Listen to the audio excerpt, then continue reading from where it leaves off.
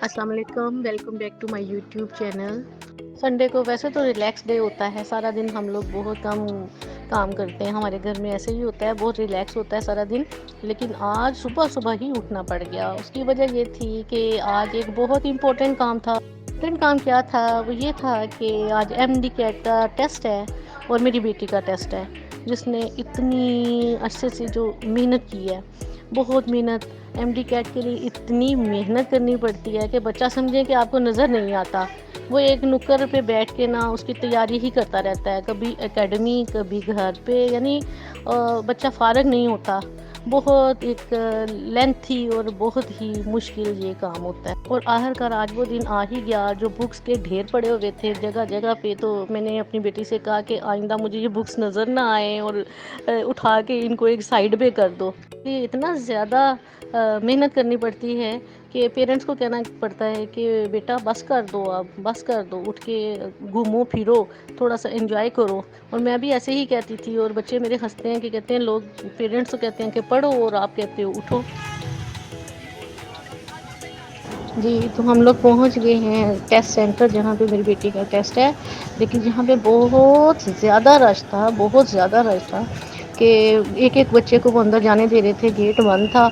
और फिर मैं कुछ देर आगे करके बच्ची को लाइन में लगा के, जब तक वो अंदर गेट के चली नहीं गई तो मैं वहीं पे खड़ी रही।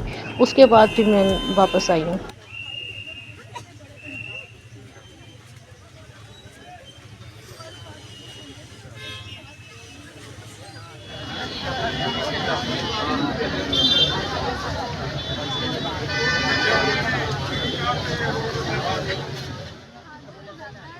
टीवी पे मैंने ये न्यूज़ देखी कि मोरक्को में बहुत ज़्यादा 6.8 स्केल का जो है वो अर्थक्वेक आया था।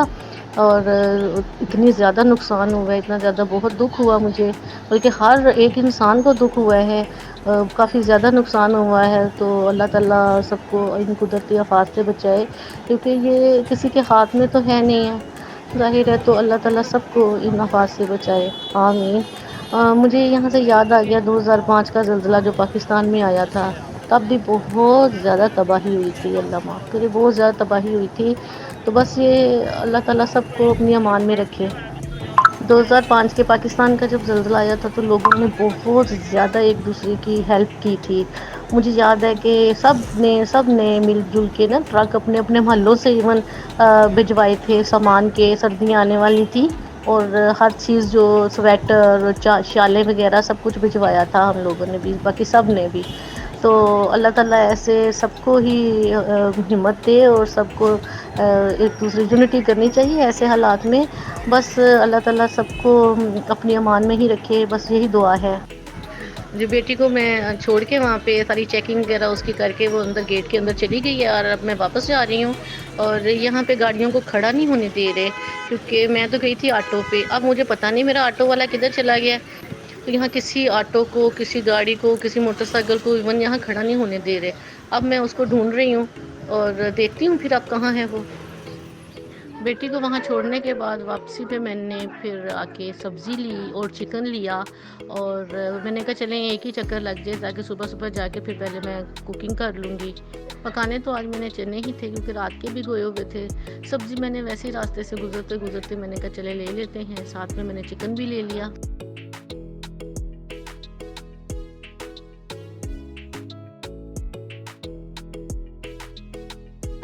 आज बेटी को छोड़ने के बाद वहाँ पे तो फिर मैं वापस आई और मैंने कहा कि चलें, क्योंकि नींद तो उड़ ही चुकी थी, अब नींद तो आनी नहीं थी। और मैंने कहा चलें, जो कपड़े कल धोने हैं वो आज ही मशीन में डाल के धो लेती हूँ। फिर मैंने कपड़ों को सेपरेट किया, जो कपड़े इकट्ठे धुल सकते थे उनको मैंने मशीन में डाला। बाकी कपड़े जो रंग उतरते हैं जिनके, उनको अलग फिर हाथ से या दूसरी मशीन से फिर मैं धो लेती हूँ। जो बाहर सादी मशीन होती है उनमें मैं लगा लेती हूँ। तो इस तरह मैंने ये कपड़े पहले धोए। पहले तो मैं मशीन बगैर सोचे समझे जब दिल करे लगा लेती थी, लेकिन अब क्योंकि बिल इतने ज़्यादा आ रहे हैं, दूसरों की तरह हम लोग भी बहुत ज़्यादा कोशिश करते हैं कि ये थोड़ा सा कम ही हो जाए एक्सपेंस।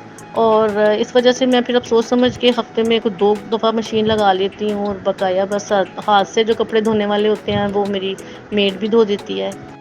तो पुराने ज़माने में लोग ना डंडे मार-मार के कपड़े साफ़ करते थे और कपड़े वाक़ई बड़े साफ़ हो जाते थे। और इसी तरीके से मुझे ना इंडियन एक मूवी है, बड़ी कॉमेडी सी मूवी है, उसका सीन मुझे याद आ गया कि वो डंडे मारता है, उसको इतना मारता है ना डंडे कपड़े को, जब उसको कपड़े को खोला तो जनाब साहब वो कपड़ा जो था पूरा फट चुका था। जब ये वाला सीन मेरे मतलब मुझे याद आया ना, तो मुझसे हँसी कंट्रोल ही नहीं हो रही थी। मैं बार-बार इसको रिकॉर्ड करने की कोशिश कर रही थी। वॉइस ओवर में मैं कंट्रोल नहीं कर पा रही हूँ अपनी हँसी, और मैं बड़ी मुश्किल से, मुझे बच्चे कह रहे हैं मम्मा ये क्या कर रही हैं? लेकिन ना वो सबको इतनी हँसी आ रही है इस सीन पे ना। और ये फ़िल्म कई बार हम लोगों ने देखी है, वेरी इंटरेस्टिंग, बहुत मज़ा आता है इसको देख के।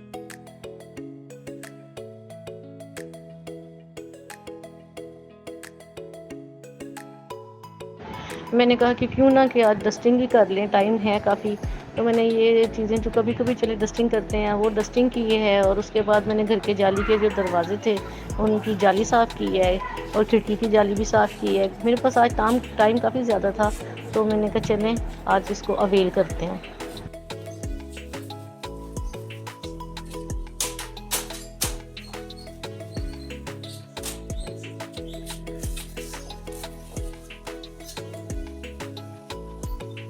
टेस्ट के टाइम ख़त्म होने के बाद मुझे उसको लेने भी जाना था, और फिर मैं उसको लेने गई। रश इतना ज़्यादा था कि लोग, और उस वक्त गर्मी भी बहुत ज़्यादा थी और लोग ऐसे काउज़ों से चल रहे थे, और इतना मतलब टफ होता है कि अंदर जाने नहीं देते। इतना रश था कि बच्चे का पता ही नहीं चलता कि बच्चे किधर हैं। खाना मैं पहले जाने से पहले ही पका चुकी थी, बेटी को लाने से पहले ही। जब वापस आए हैं तो काफ़ी ज़्यादा भूख फ़ील हो रही थी, तो फिर हम लोगों ने सबसे पहले खाना खाया। वापस आने के बाद और जब खाना खाया तो साथ ही इंडिया और पाकिस्तान का मैच भी था, और मेरे बेटे को बहुत शौक़ है मैच देखने का। उसने टीवी लगा लिया हुआ था और मैच स्टार्ट हो गया था। तो उसके बाद फिर थोड़ी देर के बाद इंडिया खेल रहा था, लेकिन कुछ देर के बाद बारिश शुरू हो गई वहाँ पे और मैच रुक गया। पिछली दफ़ा भी ऐसा ही हुआ था। इंडिया पाकिस्तान के मैच के दौरान बारिश शुरू हो गई थी और मैच रुक गया था। फिर दोनों ड्रॉ कर दिए गए थे। आज भी ऐसा ही हुआ है। चलें देखते हैं, लेट्स सी अब आगे क्या होता है। बारिश रुकती है, मैच स्टार्ट होगा कि नहीं है, चलें देखेंगे अभी। ये बच्चे की वीडियो मैंने लगाई है, ये सैटरडे की है, क्योंकि सैटरडे को मेरी ट्यूशन ऑन थी और बच्चा ट्यूशन पढ़ने आया हुआ था।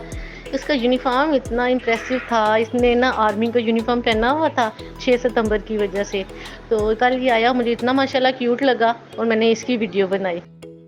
यहाँ पे हम लोग फ्लेवर्ड मिल्क पीने लगे थे। सब जब गए थे ग्रोसरी करने तो अपनी-अपनी पसंद के फ्लेवर का सब ने लिया था ये जूस, और सब ने मज़े लेके ये पिया।